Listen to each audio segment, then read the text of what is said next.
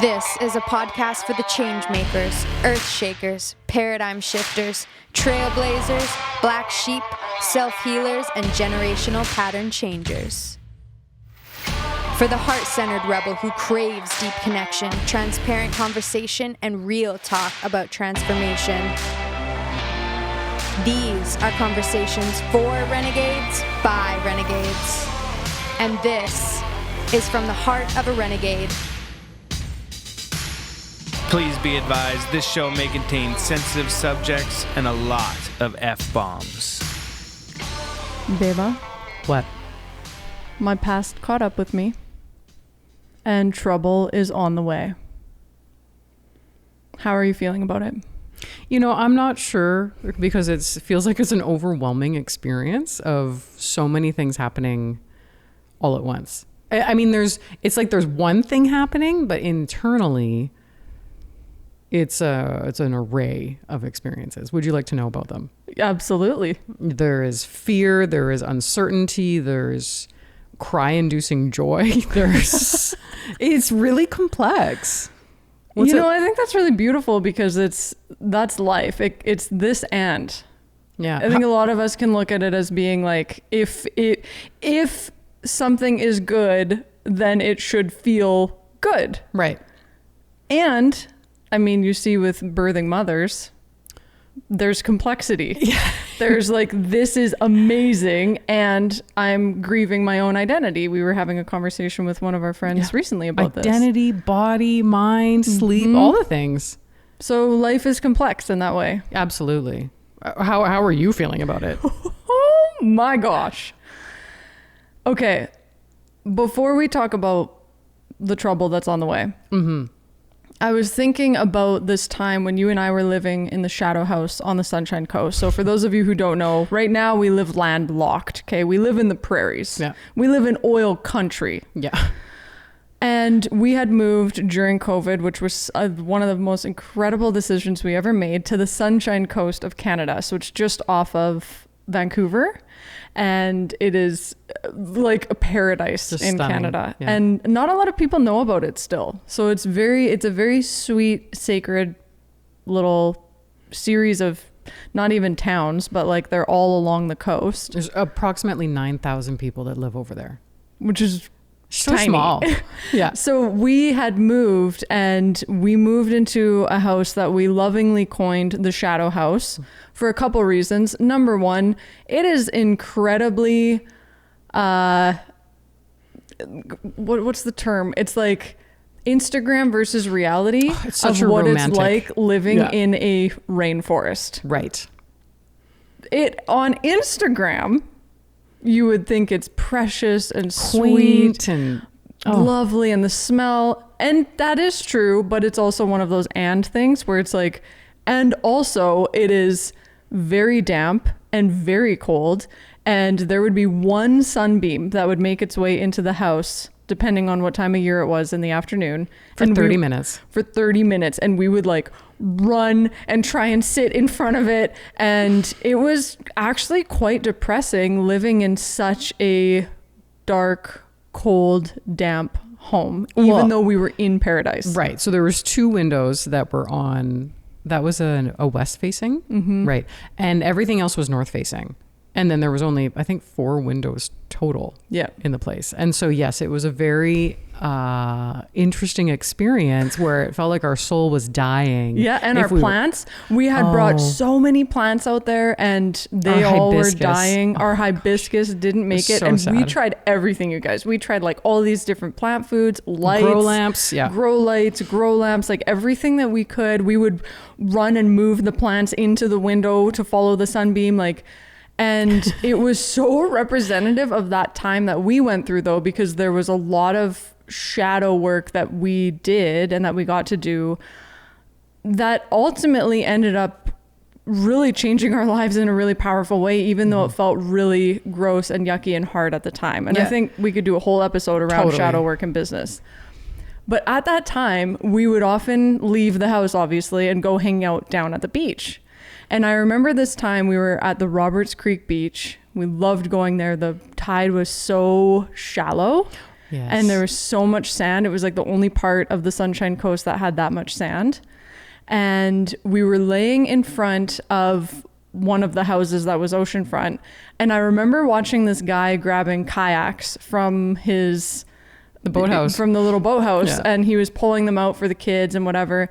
And I remember saying to you, what a life that would be to live in that house and just be able to do that. And then a year later, we were living in that fucking house. In the exact house. In the exact house. And that guy was our landlord's husband. Yes. So he was married into the family who that property has been in for decades. Even over a century, I think. Yeah, I think it's over a century. And we would sit, it was a year later after you said that, and we would sit at the little dock that was in front of the boathouse. And we would drink our coffee. In the morning, in the wild. afternoon. We Yeah. brought Riley down there onto the beach. We would sit on the logs with Roman. And Do you think we could have had that house had we not done all the work that we did inside of the shadow house? well, we called it the Lighthouse That's right. because we went from where we were doing like a whole... I still have literally, I came in like a wrecking ball. We went to the Fringes in right now in Edmonton, and we went to a play, and they did a hilarious thing around it was that. so good. But like the shadow house was like that. And then we moved into this house, which was south facing, all windows, Yeah. ocean front. We counted it. We were 30 steps from our deck door, 30 steps to the, like, literally putting your feet in the ocean. Wow. Yeah. And it was incredible. Like, it was one of the sweetest times of That was a great life. place. Oh yeah. my gosh, it was amazing.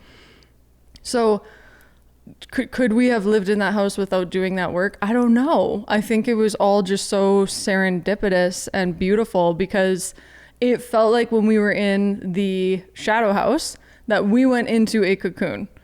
And if you've ever seen a butterfly come out of a cocoon, apparently it's very nasty, right? I don't know. I've never seen it. Well, you should I can Google it. imagine. You know what? I'll Google Watch it a later. YouTube video later. I'll update you. You'll be gone for like 3 hours. I'll be like, where were you? You're like, I fell down a rabbit I was hole. watching it in real time. That's how long it takes. But if a caterpillar stays in a cocoon too long, it can't. It will It'll suffocate, won't it? It will It suffocate. can't get out. It gets all gross. So then it needs to leave and become a butterfly. And so that's what it felt like happened. So I don't know if it could have happened without You know that. what? If I reflect on that, you did emerge like a big, beautiful butterfly. So did you. Thank you. Well, and then in the Lighthouse, we re-recorded the entire SIT certification That's right. and just fortified it so much. And that was actually a really interesting experience when we talk about becoming a butterfly and expansion. That house gave way to so many, I would say, divine ideas that came through. I wonder if it was because we were so inspired, because we were so connected to nature. Yeah, in a different possibly. way. But anyways, there was a lot of divine ideas that came through that place. There were. for And sure. I mean, we were listening to eagles crack into crabs from the trees in the property. We were listening to whales. There was one night I remember we stepped outside. It was 10 o'clock at night. It was pitch black. And there was no light pollution there because nobody has lights. And so we were on the ocean. There was no light pollution. You see the whole starry sky. And then we hear these sounds. Like, it sounded like a car being scraped across rocks is what it sounded like to me. It was like... Right. Yeah. And those were whales singing to each other And then at we night. realized, yeah, it was freaking whales. And we just sat out there listening to them. Like, what is We have this it life? on audio. We do. It actually made it it's in the genetic reboot. Oh my gosh, it's in the archives. It's in one of the audios. It's in one of the Subsoma audios. Oh my gosh. Okay, for those of you who are in the archives, that makes two. So Riley snoring is in one of your audios, the That's empath right. clearing. And then the whale sounds are in The genetic reboot. And then we also got this incredible moment in Africa. We were in Africa almost for a month earlier Yes. this year. And the buffalo, we got audio of the buffalo that you're going to be putting into one of your audios as well. I am. Yeah, that one's probably going to be inside of Uproar. And we'll see where else I put it. But Oh yeah, my that gosh, that's so exciting. That one is such a sacred sound. I mean, they're all sacred sounds to me, but that one, it's this thing that I like to do. Or any of the audios that come in from the archives, it's kind of like they come in like a wrecking ball. It'll be quiet for so long, and it's really easy to be like, I'm never going to be inspired again. And then it comes in like a wrecking ball, and I can't stop thinking about it. And I have to get all the information together and write it and etc. And so there's that one. And then there's a secondary one, which I knew I had to take. It's bees on my mom loves linden trees. And linden, the leaves and whatever the flower is on there is really good for tea to help with your nervous system and relaxation and sleep. Anyway, she loves these trees so much that she planted them all over their properties, and they're huge and they smell so good. Anyways, I was visiting one day and she took us outside and she said, you have to come in here. And she took us outside in the evening anyways, and it was the bees. It was covered in bees, and it was just this bzzz. That was so cool. So that's the next one. So that'll make it into the audio too. Yeah. I love that. So, okay. So back to the lighthouse. Yes. And how all of the things came through there. Yes, there was divine inspiration and then divine intervention when we very clearly heard that it was time to come back to Alberta, which was confusing because it truly was paradise and it truly was such a sanctuary. Well, but I got to stop for a second because it was a year prior, no, maybe not even, it might've been 6 months prior. There was an echo of, should we move back to Edmonton? Right. I remember we were sitting at our gorgeous table. Sometimes I'm still sad, but not that we could fit that table anywhere here anyways, but it was this gorgeous table that we had, and we were sitting in front of the one window by our bikes, which were also inside in the shadow house. And I remember us saying, I have this weird thought about moving back to Edmonton. And we were like, absolutely not. Nope, nope. But it was knocking quietly way out in the distance. That's right. And then you ended up finding the lighthouse. And right. And it all just went click, click, click. It all went, that's funny. Yeah. And you had shown it to me, and I think you paid the deposit without us even talking about it. And because you were just like, I had to secure this house. Because everything on the coast, by the way, goes fast. Mm-hmm. Like it goes very fast. So yes, if you're going to find something, you got to make moves. I'm so glad you made that move. And so we had the knock and we pushed it away. That's such a good point, because we had a 9-month journey that we had to go through, which was the only amount of time that we had in that house because it was this family's summer home. So they only rented out for 9 months. Yeah. So anyways, it was this incredible serendipity. It was so beautiful. The timing around everything with us moving back, it was epic. Yeah. But I was just thinking about that moment where we were on the beach and I had said, can you imagine what it would be like living in a house like that? Like, that's just so cool. And then there we were, that exact house a year later. And it's like, we never know in the moment when a seed is seriously being planted. It's like we're experiencing our future before we realize we're experiencing it, which has me very hyper aware at times of like, just like looking around at life and really interesting things where it's like, how is this going to come? Even, for example, my friend and I signed up for the pickleball tournament. Me and her husband last year would play pickleball at the tennis court. And now all this time later, it has become like a full-blown obsession, addiction. It's like a part-time job. Yeah, that's it. Yes, it is. It is. And it's like, it's just so fascinating to me that it's like at times we're living our future and we don't even realize it. Oh my gosh, that's such a good point. And there's these things that drag us, depending on how we look at it, I guess, towards our potential without us, like you said, even realizing that it's actually happening in motion. Which doesn't that innately just give you so much peace in knowing that you can have faith? Yeah. Because a lot of times we're pushing or like struggling or we want something to happen. And it's like, we talked about this on the last episode. If something is really needing to be pushed and it's not flowing with serendipity and synchronicity, like, yes, you still got to get the work done. Sure. For example, with the Lighthouse, I had to follow up with her.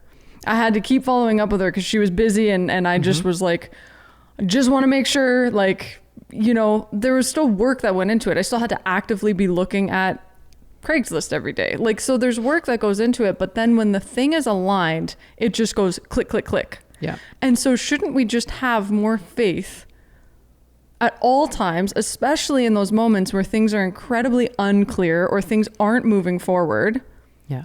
that it's okay? Yeah. Because things are in... Totally. Even when I think, like I had just mentioned in regards to, for myself with the archive audios, I can go a very long time with zero direction of what's supposed to be created. And then suddenly it drops and I will be consumed, and it's the same thing. I'll kind of like disappear from you for a couple days because I'm so immersed in... It'll be like 9 p.m. at night and you're so...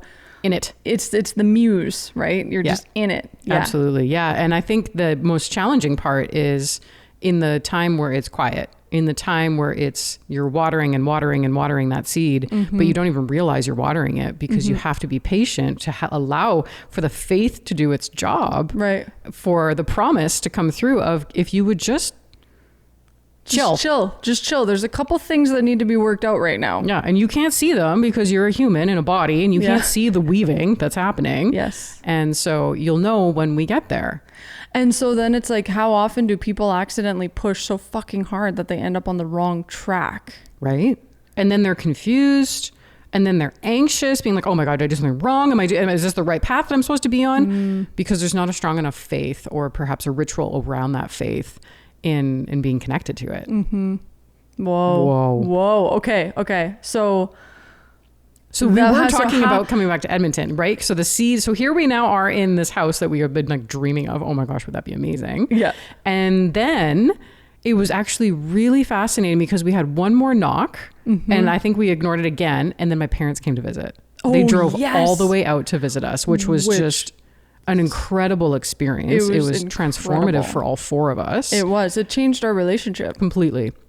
And I think it was this really beautiful moment of a transition point from my parents thinking that we were like destitute and we couldn't survive and like, are we actually business owners? And then they walked into the Lighthouse and they were like this is good. My experience where they're like, oh no, they're okay. Like they know what they're doing. They've got it under control. They are literally adults. Yes. And this is like, look at what they did. Yeah. And that was just fantastic. And it was after they left. There was a yearning. Well, there was a yearning. There was this like, oh my gosh, I think we're supposed to do this. And then, do you think you and I could find a property? Because our 10-month lease was now coming to a close. They wouldn't let us stay for the summer because it's their summer cottage. And we were looking for places there on the coast. So this is that push energy, right? Where we're like trying to make it fit, even though we heard the knock of like, it's time, girls, it's time to go back. And my parents said, why don't you just come back here for the summer? You can take those 2 months here. And we were like, oh my gosh, that's a lot to move. Yeah, that's a lot. So then we came back. We did. And that was one of the greatest decis. It was such an accelerator. Yeah, like there were so many things that lined up. Right. Including, so my mom moved out to the Sunshine Coast as well. And she had the knock to move back around a very similar time that our final knock came. And she was going to go back a month early before our lease was up. Yeah. But her boss like begged her to stay an extra month, which perfectly aligned with when we would need to come back. And so we all had, my uncle came and got us. He's a professional mover. And so he came and got us all and brought us back. And so it was just like, those are the things where it's like, that to me is when I know life is in full alignment. Yeah. It's like things are just falling and clicking into place. And it might not make sense in the moment, but it's beautiful. Well, even in the moment, I remember everything. It was like, I know. I don't know why, but I know we have to return. But do you think I cried a lot and cried in the shower? Yes, because I didn't want to leave my oceanfront home. Yeah, I loved it. Or the trails, this big cedar trees, the our smells, lifestyle, the lifestyle, like oh my all gosh, of it. It was a huge grieving point. So this is this and that we were talking about at the beginning. Not to mention, yeah, absolutely. And then when we got back, oh man, did I grieve even more? I was like, no, it was loud. It was so chaotic. It was just, crazy. it was very different living, oceanfront than moving to like White Avenue, Edmonton. And, but it's still that piece of, I know we're supposed to be here. I know this is supposed to be happening. And it's so interesting, that subtle difference of like, oh yes, it's always a yes without the understanding. It's the faith. It's really the faith protocol. And it's the difference between something feeling expansive, even if it's like, for me, I feel it in my heart, a little bit in my stomach as well. It will feel expansive and just easeful, even if it's hard or challenging or difficult or there's grief with it. It still feels right. Right. Versus it will feel shut down, contracted, confusing, overwhelming. Like that's how I know it's not like there's something here that's not true. Right. So yeah, I mean, very interesting. So now, interesting. Right. Fast forward. I mean, a lot has happened, which Yes. has been epic. We are now in what we call the funnel house. Yes. So we went to the transition house after the Lighthouse, which was your parents' property in Garneau. It was an old built in the 1930s. I couldn't have the furnace Paper-thin cleaned. walls. Yeah. Couldn't have the furnace cleaned because there's asbestos and they can't risk it being interrupted, they can't disrupted. shake the It was pipes, freaking freezing. We were beside the university and the hospital, so there was like helicopters all the time. There was shopping carts in the back. Like it was very fucking overwhelming. insane, you guys. It was literally duality at its finest, from the Lighthouse to there. Yeah. So that was like the transition house, which I'm so freaking grateful for that time though. And that was where we crossed Riley over. Yeah. And then we bought this home, which we call the funnel house, because it literally, there's just this massive all these windows on the east side, and it funnels light in. Yeah. And this is when Roar Funnels really became a company. Well, and it's a house that adds up to 8. And we really started to look at the numerology and what that all means. And when we found out that 8 is a number of abundance, and man, has that ever been a fun experience in the last year of owning this house, and it being a funnel, not only for light, but for ideas and for financials. And I mean, even community, it's been a huge shift.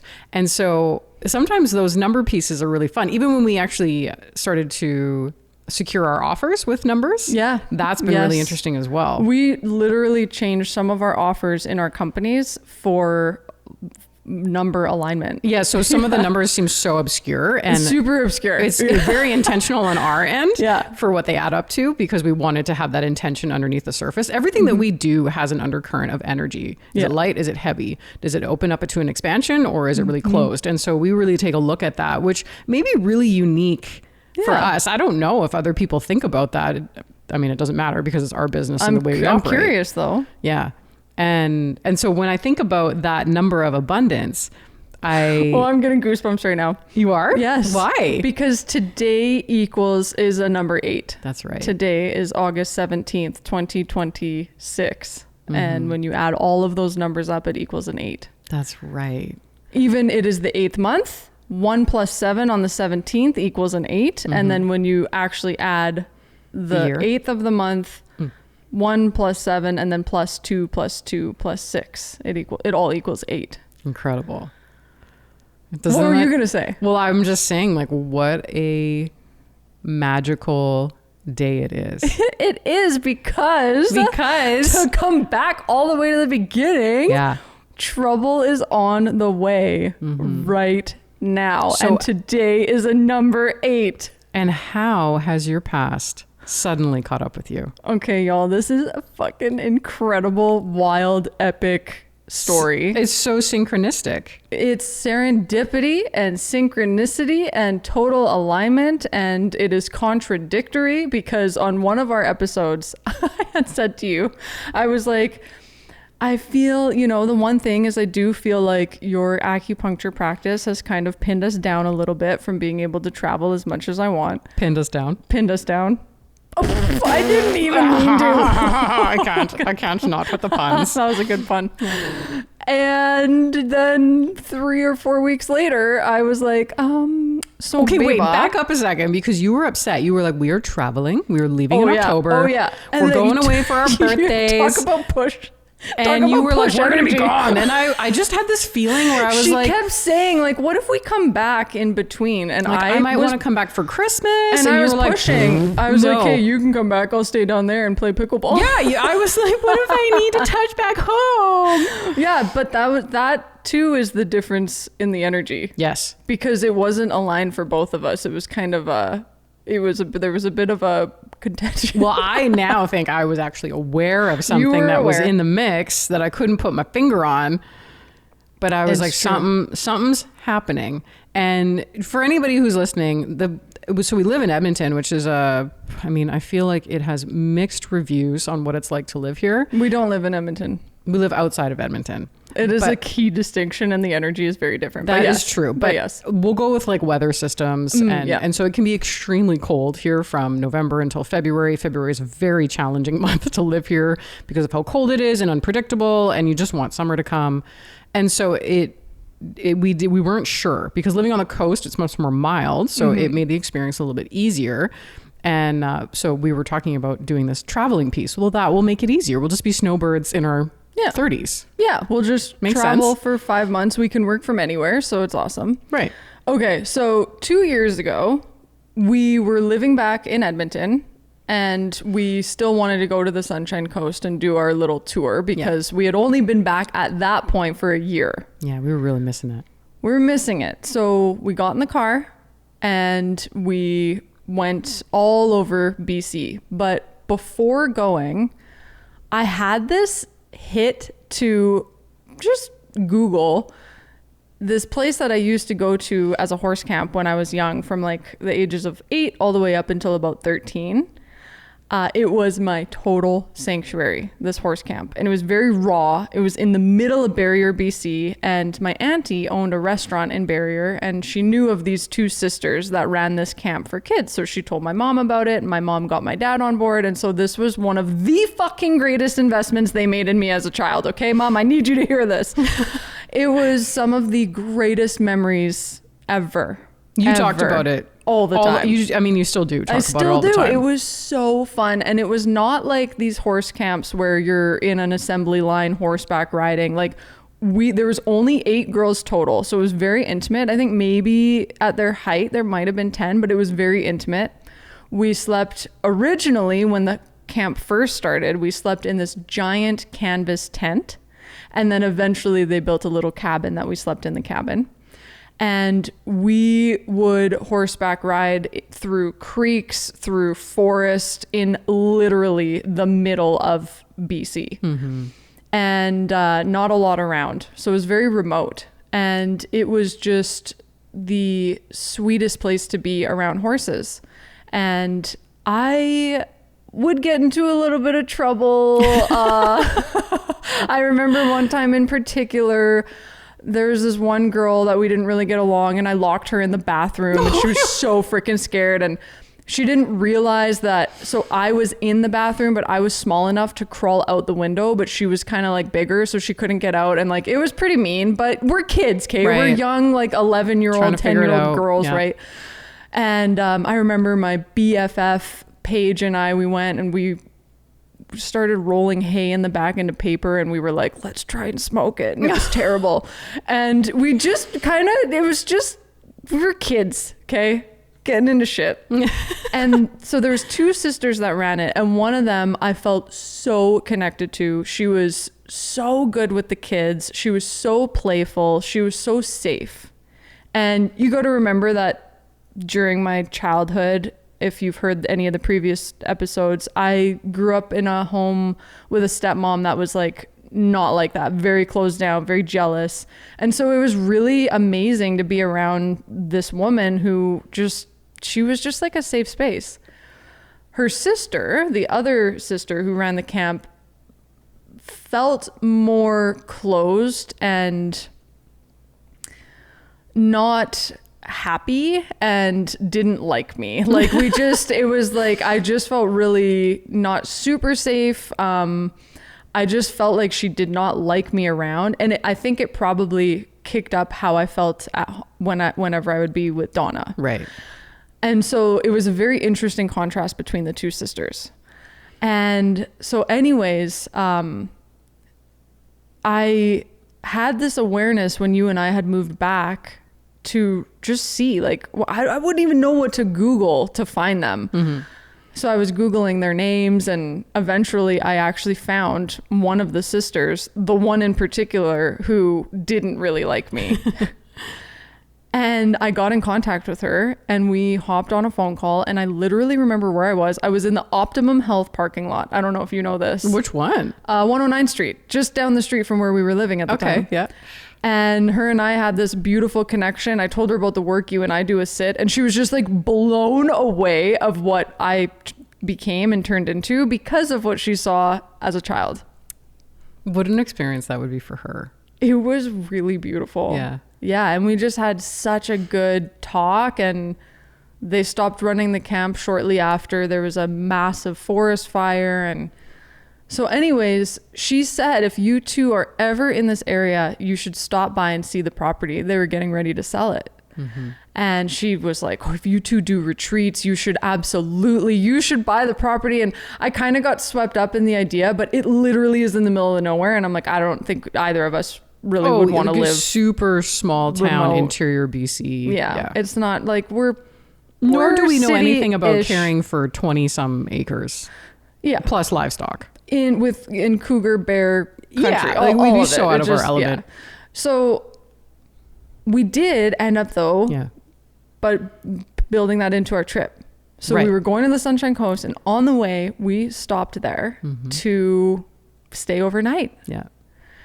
And it was really beautiful to connect with her on that deep level and to see this property that you just loved as a child. It was pretty cool to see your stories come to life because I got to see it all in person for the first time. That was a really, really cool experience. Yeah. We'll put a photo in the show notes of Jill and I standing outside of the cabin that the girls, the bunkhouse, yeah. The bunkhouse. It's a really freaking precious photo that you took of us. Yeah. So the night that we got there, she takes us to the back to see her horses. So she takes us to the stable, and she had 2 horses, and she calls out for them, and she calls Trouble. And Trouble is a horse who comes ripping around the corner, and he comes running in, and he whinnies, and he does a little, or I think he reared, kicked, spun around, did his little and he just, when I saw him come in with all of that energy and that sass, I was covered in goosebumps, and literally he took my breath away. Mm-hmm. I was just like, wow, what a horse. And I had fallen in love with another horse named Tommy at that property, who really felt like my soul horse that I still to this day get emotional thinking about. And they were a very similar size, similar build. And so that could have been part of it. But I just saw Trouble and was just absolutely in awe. And I heard in my head, that's my horse. Mm-hmm. But then I was like, that's not literally my horse. We have literally nowhere to put a horse. Even though we started looking at acreages, you were like, there's got to be a way that we can. And I was like, Beba, we don't even know what it means to care for one. Yeah. And the property and anyways, it was lifestyle, all of it. Totally. So anyways, had my heart stolen by this horse. Continued to tell people about him all this time later, because and you would just continue to talk about him because he's just a badass. Okay, this horse is a fucking badass. My personal favorite was when she took out the hose. She's like, watch this, and he just loves a garden hose, and she would turn it on a nozzle that was more pointed, and he would his lips would come back and expose his full teeth, and he would just he just loved it. Loved being sprayed in the face with a hose. It was pretty funny. So we left that place. It was really beautiful closing of whatever. We continued on our trip, and lo and behold, we had to leave. So at that time we were driving a Kia Soul, which we still have. We do. And we had to leave the car in BC because of the forest fires. Yeah, we were about 4 hours away of getting through Jasper, and there was the huge fire in Jasper. So we had just stayed overnight in Valemount just to sleep. And we got up at like 4 a.m. Yeah, because there's a huge storm that went through, and so the power went off. I thought the fire had made it to us, but there was ash falling. The sky was crazy. It was apocalyptic. By about 9:30 at night, they had then closed the highway, and we were like, fuck. Because we drove all that way from the Sunshine Coast. We went to Barrier. We had this beautiful connection. Then we continued our tour. We went up to the Sunshine Coast. Fucking loved it. I have one of your my favorite photos we've ever taken. It's your background. Beach, yeah. Oh my God, I love that photo. So, and then, oh my God, you know what's kind of funny about this? What? We joked at that literal, oh my God, I'm freaking out. I'm freaking What's out. happening? Okay, you know the photo that you have of us at the beach on the back? Yeah. And we were joking because I had my hand on your belly. Oh, and I had gosh. It was our maternity photo shoot. It's our maternity photo shoot. And then we both laughed, and the photo ended up being the most beautiful, precious photo of us ever. And we didn't realize maybe it was our maternity photo shoot. This is great. Okay, I'm dying. We should use this as dying. This is good. Okay. Anyway, so we fast forward. Yeah. So we're driving all the way back, and for distance perspective, from Edmonton to the Sunshine Coast is about 1,275 kilometers. 12. Yes. Okay. Yeah. And so when you get Huge. to Jasper, that's like you're around the corner. You've only got about 4 hours left, and then you're home. Big drive, like 17-hour drive. Yes. And with the ferry included. And so by the time we got to Valemount, we were so tired and we just needed a rest. But then I looked at the weather app and the map, and then it was like in real time, I'm seeing like closed. All And we're around like, us. no! And so we wake up in the morning, and we get in the car and we are fucking hustling. We're like, we need to get past this fire. Right. But we couldn't because they turned everybody around. So now there are all of these Alberta plates, and we're like, what is happening? No. So everybody was being evacuated. And so the turned highway away from Jasper. Yeah. So they were coming towards us. So these 6 hours or whatever we had spent driving to Valemount, or wherever. Yeah, even from Kamloops, it was one of the saddest moments to know. And this is the big thing is because there's only one highway, and the accessory highways were also closed because of how it was spreading. And so you have one way in and one way out, and we had to go back to the interior now. So we had to go. Now here's what's wild. Mm-hmm. When your mom came to do the changeover at our house with my mom, because Gammas were taking care of the babies, because our trip got extended, and I think things just had to be put into place. Well, what ended up happening is your mom had to leave, and we had to have this conversation with my mom and be like, we need you to go and now take care of Riley and Broman, because we can't get through. We couldn't get through. We were evacuated, sent back. So we had spent all the time the day before driving all those hours, and then we had to backtrack all the way back to Chilliwack. God bless Tara. We got to stay with her family. Yes. And in the end, we had to leave our soul. I know. We had to leave the soul. We had to leave the soul because our moms were like, girls, get on a plane. Get on a plane and come home. So we left the car at Tara's. But what was crazy about that is the horse camp that we were just talking about. Yes. When I was young, fell in love with Tommy. That was the horse that I would ride in the summers. Amazing horse. They got engulfed in Barrier, BC by a fire during the time that I was there at horse camp. And so we all got evacuated. And I have this photo of me with Tommy, and I'm crying in there because I was always like, we were horseback riding, playing around in the dirt. And so you could literally see the tear marks, like moving the dirt out of my, like there's like dirt streaming down my face. And you could see the sky in the back is all gray. And I've got Tommy, and he's got his head hanging over my shoulder. And I'm just crying because everybody else, their parents weren't local, but my mom was at my auntie's house. And so all of the girls got to evacuate with the horses and go on this epic adventure that I felt like I was missing out on, not realizing how actually privileged and beautiful it was that I was being picked up and safe. But as a kid, you don't have that logic. You're like, oh, I have that looks like a really cool experience. Like, meanwhile, it's like super dangerous. So dangerous. Yeah. So my mom literally could only get to me through logging roads. And she was so scared, white knuckling, backcountry BC. No GPS, right? No at that GPS. time. Trying to get to her daughter while there's literally fires all around. And so then you fast forward all these years later, you and I go to the same camp and a very similar situation is happening where it's like, we're blocked. We can't get home. I'm covered in goosebumps. I'm covered in goosebumps as well. This is crazy. And we are evading a massive fire. Yep. And our moms are now doing the changeover. They're doing the changeover. My mom is telling your mom the story about that time and how scary it was. And so it's like there's all of this interesting overlap that's happening. It's just wild. So anyways, we left the Kia Soul. We got a plane. We came back. All is right. All is well.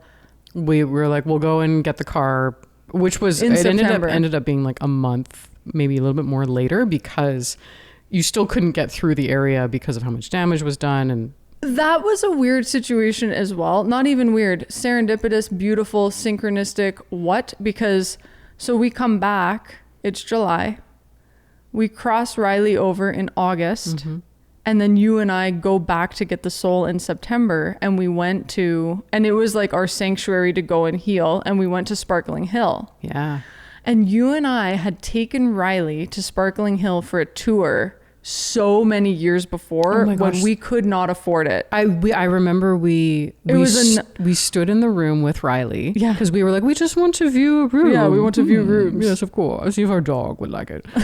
And we're in there, and you and I looked at each other and we said, one day We're going to stay here. we're going to be able to pay for this place. Yeah. And then we did that summer. We did. After Riley passed away. So she didn't. So that's another No, moment. but it gets even more serendipitous because there was no room at the resort. Oh, And yeah. Riley passed. That's right. And you just said, I'm just going to phone one more time. Yeah. And there just happened Which to is be rare space. at oh that my gosh, time at of that year.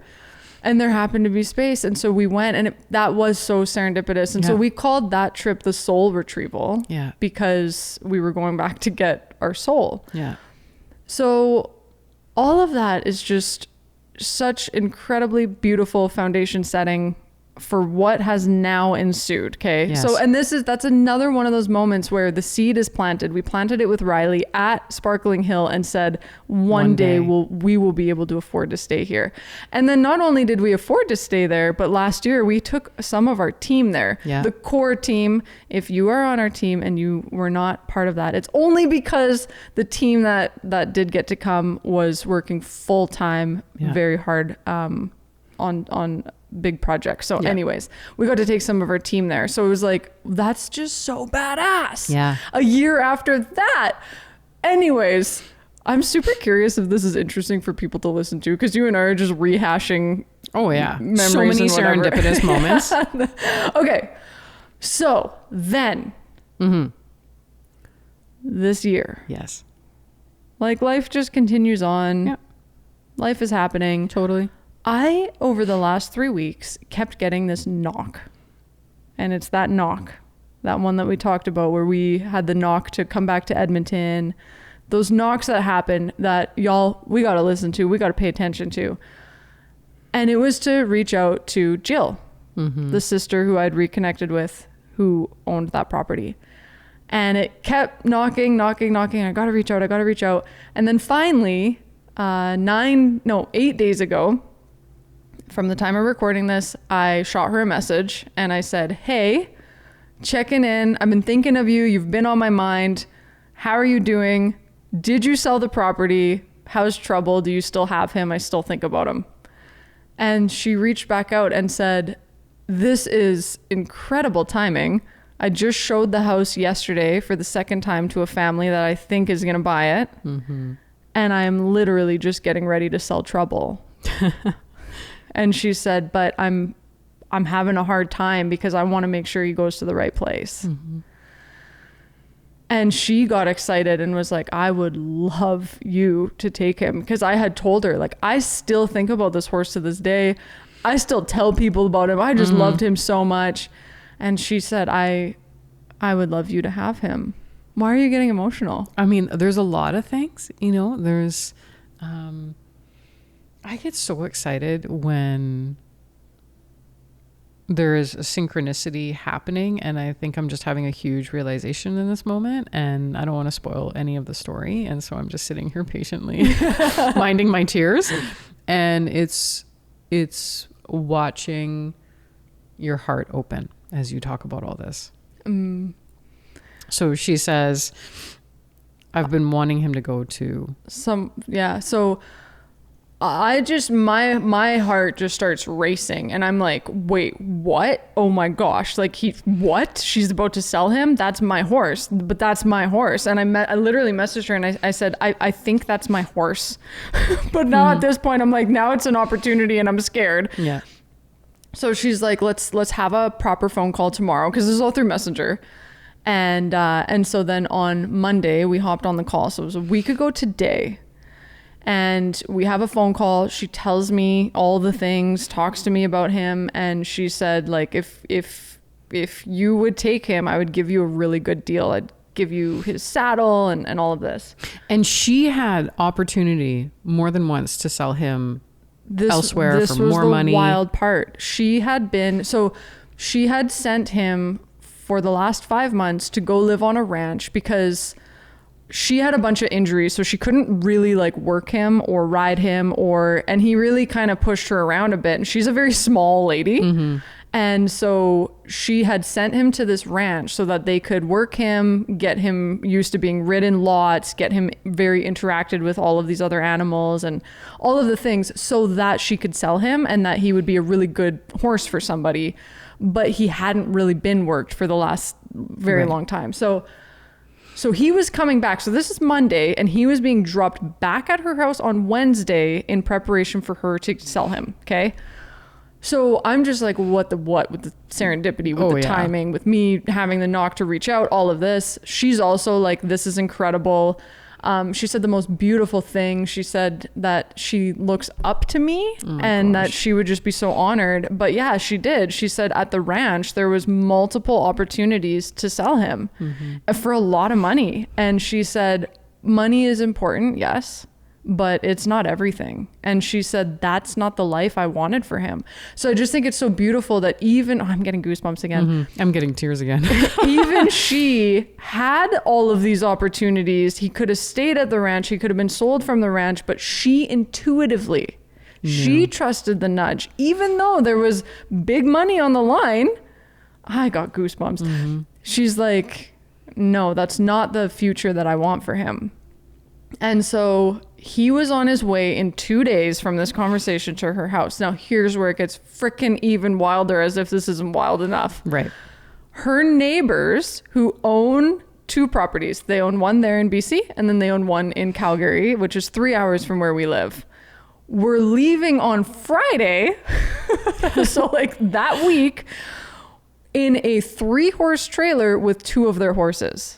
So they had one spot. They had one spot available, and they said, absolutely, we can bring him to Calgary. And I would just need to figure out how to get him from Calgary to here, to Edmonton. And so it was just this whirlwind of yes, this just, yes, makes so much sense. And I said yes, and you said yes, and I told you about it. And even for you, it felt very easy. There was no convincing. Whereas with us being gone for 5 months and buying a one-way ticket to the Dominican, I had a lot of resistance. You had a lot of resistance, so it wasn't easy. Yeah. And I think that's a really beautiful difference. As much as I want to push through those moments, I, as your partner, need to trust your awarenesses. Totally. And what's really interesting too, I want to mention, just from my experience, a lot of times I'm a slow start. So I'm emotional with my decision making. So I need like 24 hours usually with my decisions, because I don't want to make something that's based out of an inappropriate emotion that's not like true to the situation. So I always have to say to you, can I let you know in the morning? And which slows you down, I know. Because I'm a quick start. So there's something called Kobe assessment. This is what we're talking about. So V is slow start, I'm quick start. Very interesting combination. Totally. Yin and yang. Absolutely. Yeah. So I have to like pull you back. I have to rein you in sometimes. And with this one in particular, though, it was a really interesting circumstance, which I think just speaks to the energy of synchronicity and flow and everything being in divine alignment was... And I can have a little bit more of a pessimistic approach too, to just, you know, get all angles. But in this case, I remember just thinking, well, what's the best thing that could happen? Mm-hmm. What's the worst case scenario? He's rehomed to somebody even greater than us, like where he can have an even better life. But it was really, what a beautiful opportunity. What a beautiful opportunity. Like, what can this, like, I think about Roman and how much, like, Riley provided us so much stability and grounding. Like, she was really heavy, you know, to hold things down. Mm-hmm. And then we're blessed with Roman, who is basically like a spring. Like, he's our joy boy. He is our joy boy. He's so funny. He's so quirky. He's so odd for a cat. I fucking love him. Like, legit obsessed. Right. And then I think about, you know, so many people have asked us, when are you gonna get another dog? And you and I just couldn't fathom it. So we went even bigger, obviously. Big boys. And what really is possible with the introduction of this beautiful animal. I know.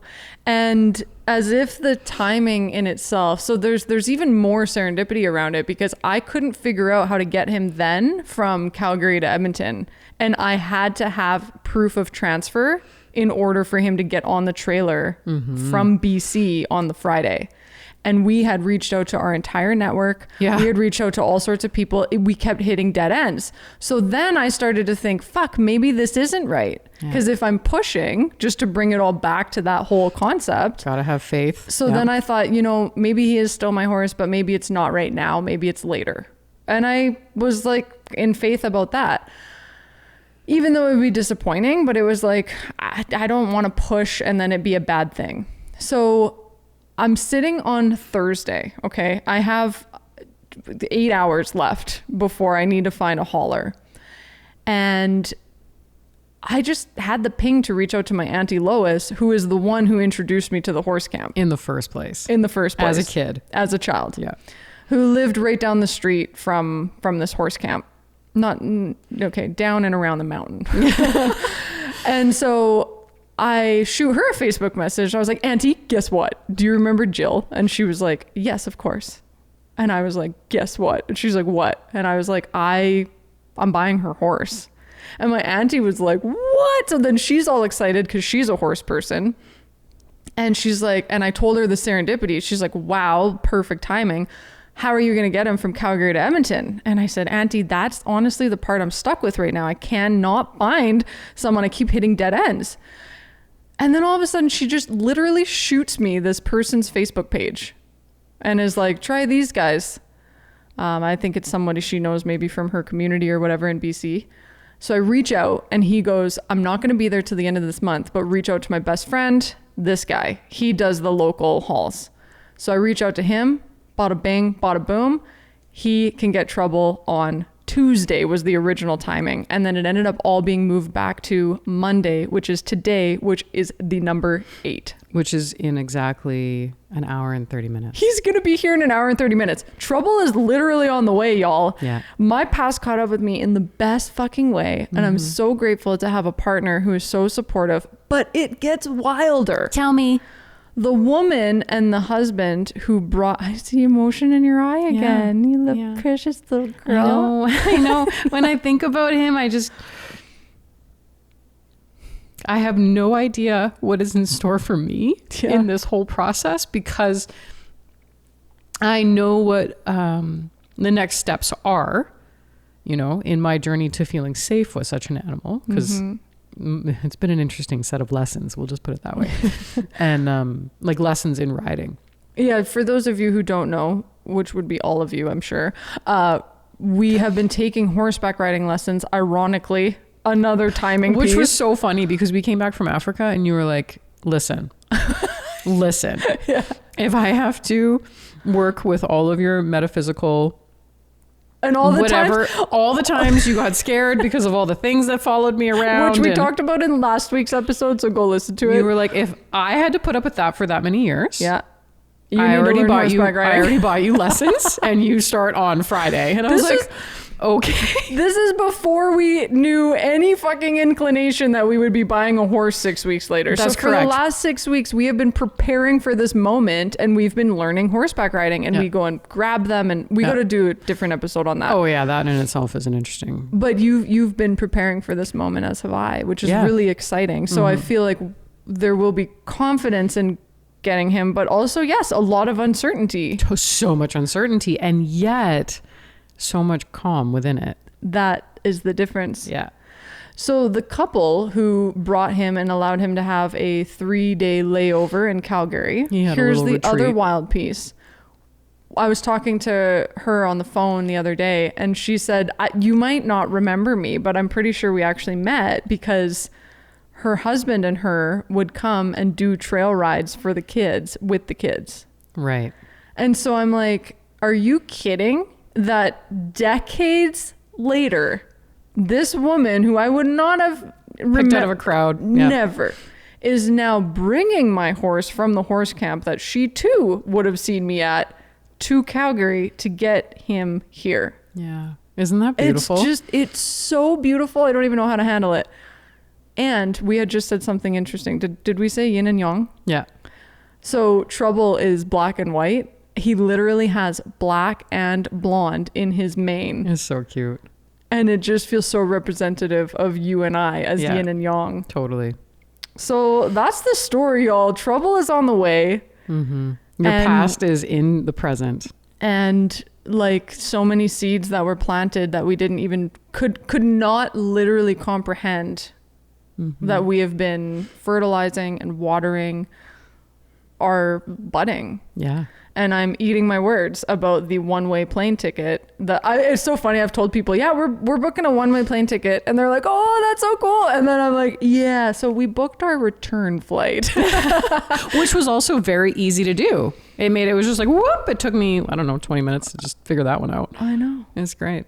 And so it's fascinating how life moves us if we're willing to be moved. Yeah. We think we're like, I am in full control of my life. And it's Yeah. like, well, you're in control of the belief system and the dream of where you want to go. But everything that happens between you and that goal or dream or thought, there is zero control. Yeah. But it can happen for you. Yeah, for sure. Yeah. It was funny on, it was Friday. It was the day that he was being loaded. I had a 4-year Facebook memory, and it was a photo of you and I on the Sunshine Coast, but we had moved back to BC. But when we were on the Sunshine Coast, We moved back to Edmonton? or sorry, yeah, we moved back to Edmonton. When we were living on the Sunshine Coast, we went to a heart math with horses experience. That's right. And it was really sweet, and I'm so grateful that you were willing to come because it is such a stretch, has been a stretch for you. Yeah, I've had more painful, uncomfortable experiences with horses at that time than I had good ones. Yeah. So it was a very big challenge for me to even just step literally into their arena. Yeah. Yeah. And when we moved back to Edmonton, I had posted that photo and had asked the community because I just really wanted to get back into horseback riding. And so I had made this post. Does anybody know of really good, authentic horseback? Oh, my blessings. Blessing on that one. That's something, by the way, that we always do. If somebody sneezes around us, we'll always say, "What were you thinking of?" Or just pay attention to when people sneeze. There's always a blessing on it. It's interesting. So Friday, this 4-year memory pops up of me asking for authentic horseback riding experiences. And I see this fucking memory pop up 4 years later. And it's another one of those serendipities where I'm like, it can't get more authentic than horseback riding on my own horse, who is literally on his way to Alberta right now. And that was another serendipity where it's just like, what is even life? It's incredible. So I'm super excited to go on this adventure with you. Yeah. Mummy number 2. Yes. That's correct. I am mummy number 2. I think you were the one that started many that, by ways, the way. you You know. would call me mummy number 1. I would, because Riley chose you over me. I'm always like the backfall parent where they'll come in and they'll be super cute with me, but it's usually when you're not around. But I'm the backfall human. This is you with people. People Like how animals are with me, people Yeah. are with you. You know what? That's fair. We all have our strengths. Absolutely. Okay? But I'm really, like, just speaking to you without anybody listening, I'm so excited to go on this adventure with you. I know. I mean, when I look at, the person that I think is going to be our next teacher, right, and our next mentor, and She's a horseman. she does horsemanship, but she has deep roots in energetics. And for me to be able to, like, I'm super huge in telekinesis and what can I do with my mind that I have no idea I can do with my mind and my energy. And, I already have, for me, a huge awareness what I do in practice with people and teaching and all this. But to be able to work in communion energetically with a horse. A giant one. For the horse people listening, he's 16.3 hands high. So he's not humongous, but he's a big boy. I mean, he looks pretty dang he's big bigger than in any of the comparison. horses we ride at the stable. Yeah. And to be able to be in communion with a horse like that and to have somebody to be able to teach us to feel really safe and secure as well as lead, because I feel like these horses, of course, they have their own personality and their own minds, but they also just want to be led. Like, just tell me where you need me to go and I will be of service, and vice versa. And so that, it makes me like explode like a piñata full of confetti inside when I think about that being a possibility. And I know there's a stretch of time that will take to go from now to that, but and I'm sure I will cry a lot, and that's okay because that's typically what I do when I'm overwhelmed. But that just feels like, what a really cool next chapter. I know. And I get to do it with you. I know. What is he going to teach us? Yeah. And together and individually. Yeah. Because he's For yin and sure. yang, right? Absolutely. So Oh my gosh. I adore you. I adore you. Thank you for being willing to say yes to my yes. And for those of you who are listening, celebrate with us in the Instagram DMs, hello@sitwithit.co. We got to get ready to go and welcome our boy home. Yeah, we got to change because there's no way we're going in can't. these clothes. I know, literally last week when we went horseback riding, before we knew we were going to even have a horse, I wore another one of 3 hoodies to the stable, so they were all dirty, and I'm like, okay, I need to stop doing this because I'm starting to become a horse person where all of my clothes are becoming no. We need a little locker in the garage. We need to tone it down. One pair of jeans. And you know what is our horse vehicle? Oh. Y'all, the only vehicle we take to the stable is the Kia Soul. It's the Soul. The same one that we had to leave in BC because of the forest fires the year we met trouble now literally smells like horse from the last couple months of us doing lessons. It's great. And that's the car we take to the stable. Talk about a soul retrieval. Talk about a I can't. Sometimes it's hard to comprehend. It's perfect. Yeah. I'm so excited. Thank you for tuning in and for listening and enjoying with us enthusiastically about this next journey and adventure. And we'll see you on another episode. If you got value from this episode, share it with a fellow renegade and make sure to subscribe. Leave a review for your chance to win some swag and a shout out on the podcast. And for the episode show notes, head to therenegadepodcast.com. We'll see you on the next episode.